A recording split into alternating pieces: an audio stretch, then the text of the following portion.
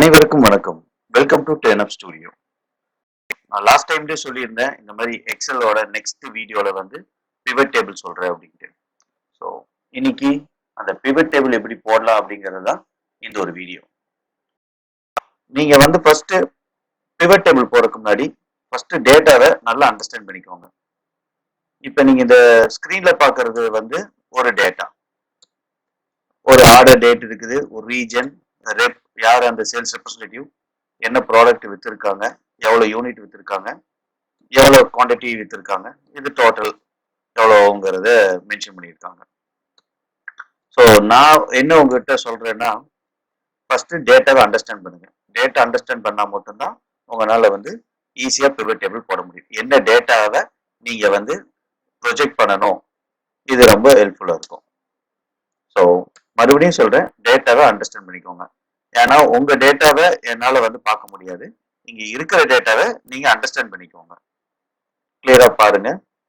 Date wise, region, representative, item, unit, unit cost and total.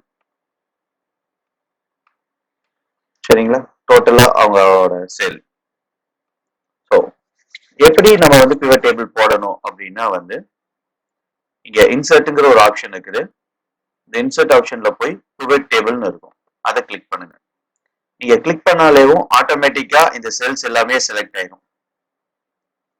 இது ஏன் வந்து இந்த மாதிரி செலக்ட் ஆகுது அப்படின்னா, நம்ம எந்த இடத்துல கர்சர் வந்து பாயிண்ட் அவுட் பண்ணிருக்கிறதோ அந்த டேட்டா எல்லாமே வந்து செலக்ட் ஆகும். இப்ப நான் இதை அகைன் கேன்சல் பண்றேன். ஒன்ஸ் அகைன் உங்களுக்கு புரியுற மாதிரி சொல்றேன் பாருங்க. நான் வந்து இந்த இடத்துல கர்சரை வந்து பிளேஸ் பண்றேன்.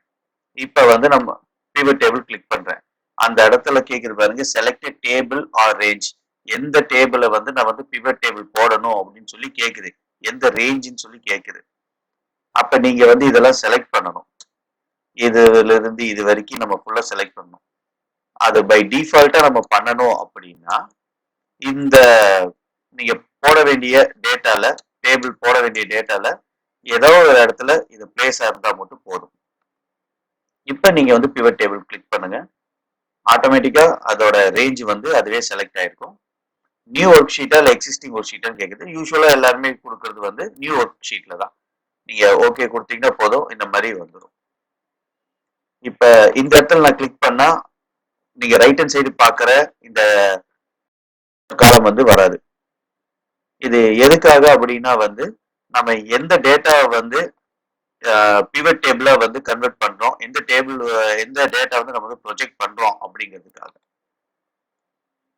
இப்ப நான் வந்து என்ன பண்ண போறேன்னா, ரெப் வைஸா அதை கிளிக் பண்ண உடனே ஆட்டோமேட்டிக்கா வந்து ரோ லேபிள்ஸ்ல வந்துடும். யார் யார் இருக்கிறாங்க அப்படிங்கிறது ஆல்பாபெட்ல இங்க வந்துருது. ஸோ அவங்க வந்து என்ன ஐட்டம் வித்திருக்காங்க, எவ்வளவு யூனிட் வித்திருக்காங்க, இது எல்லாமே வந்துச்சு. ஸோ இதை பார்க்கறதுக்கு வந்து உங்களுக்கு தெரிஞ்சிடும் எம்ப்ளாயி வந்து என்ன ப்ராடக்ட் வித்திருக்காங்க, எவ்வளவு வித்திருக்காங்கன்னு தெரிஞ்சிடும். அழகா ப்ரெசென்ட் பண்ணணும், ஈஸியா சிம்பிளா புரியுற மாதிரி பண்ணலாம்.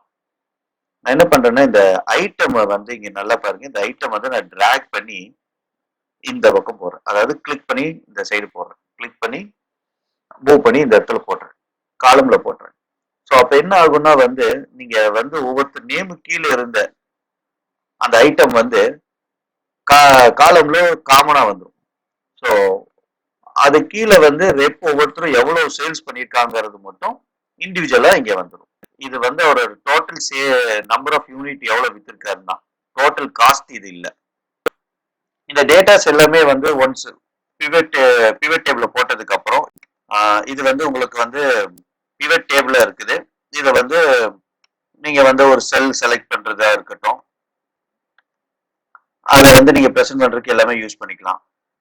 இதை வந்து நீங்க கிராஃபா வேணும் அப்படின்னா இந்த இன்சர்ட் ஆப்ஷன் போங்க, போயிட்டு இந்த காலம் செலக்ட் பண்ணீங்கன்னா உங்களுக்கு வந்து இது அப்படியே கிராஃபா வந்துடும். இந்த கிராஃப் வந்து உங்களுக்கு ஆக்சுவலி வந்து ஒரு நியூ ஷீட்ல வேணும் அப்படின்னா இந்த இடத்துல பாருங்க மூவ் சார்ட்னு இருக்கும். Move chart to new sheet click பண்ணீங்கன்னா நியூ ஷீட்ல இது வந்துடும். இதுல எந்த டைப் ஆஃப் சார்ட் உங்களுக்கு வேணும் அப்படிங்கறத நீங்க செலக்ட் பண்ணிக்கலாம்.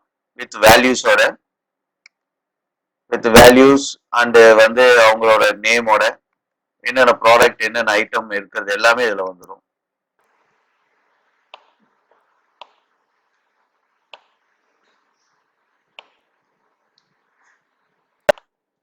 இங்க பாத்தீங்கன்னா நிறைய n நம்பர் ஆஃப் டிசைன்ஸ் இருக்கும்.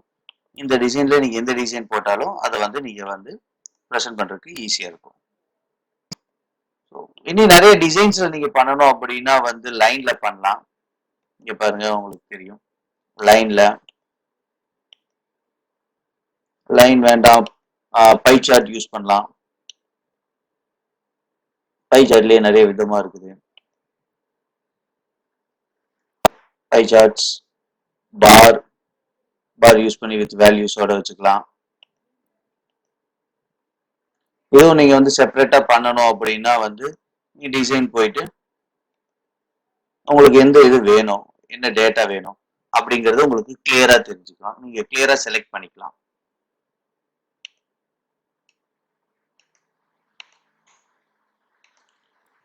ஸோ ரொம்ப சிம்பிளா முடிஞ்சிடும்.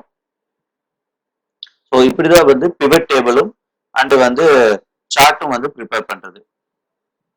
இந்த வீடியோ வந்து உங்களுக்கு வந்து ஹெல்ப்ஃபுல்லா இருந்திருக்கும்னு நினைக்கிறேன். மேலும் உங்களுக்கு என்ன டவுட்ஸ் இருந்தாலும் கமெண்ட்ஸ்ல மென்ஷன் பண்ணுங்க. டெஃபினட்டா அதுக்கான ஒரு வீடியோ நான் போடுறேன். நன்றி, வணக்கம்.